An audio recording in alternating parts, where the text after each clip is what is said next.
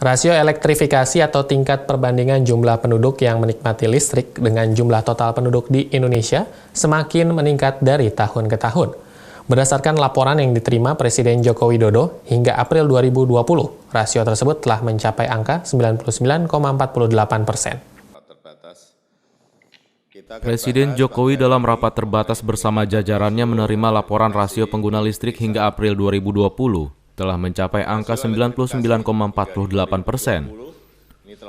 Peningkatan rasio tersebut cukup signifikan bila dibandingkan tahun 2014 lalu, yang masih berada di kisaran angka 84%.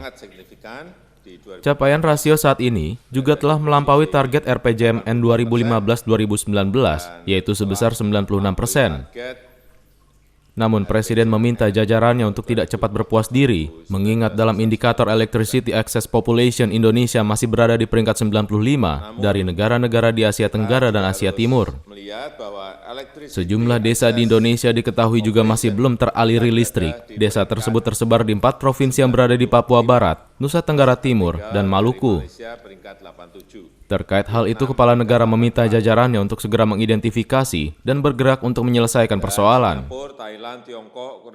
Selain itu juga masih terdapat 433 desa yang belum berlistrik, 433. Meskipun jumlahnya sedikit, kalau dibandingkan dengan jumlah desa di seluruh tanah air, 75.000, tapi apapun ini harus kita selesaikan.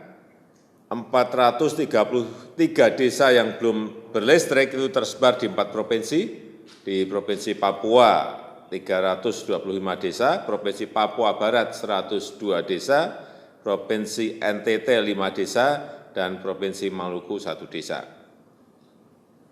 Karena itu saya ingin menekankan beberapa hal. Yang pertama, untuk 433 desa yang belum berlistrik, saya minta diidentifikasi secara jelas desa mana yang berdekatan dengan desa yang telah berlistrik, desa mana yang jaraknya rumah antar penduduknya berjauhan, dan mana yang berdekatan. Sehingga kita dapat menentukan strategi pendekatan teknologi yang tepat, apakah dengan ekstensi jaringan listrik ataukah dengan pembangunan mini grid seperti mikrohidro, PLTD,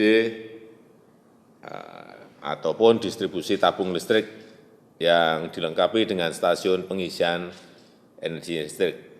Yang kedua, siapan anggaran, regulasi, dan kebijakan investasi yang diperlukan untuk mendukung program desa listrik ini.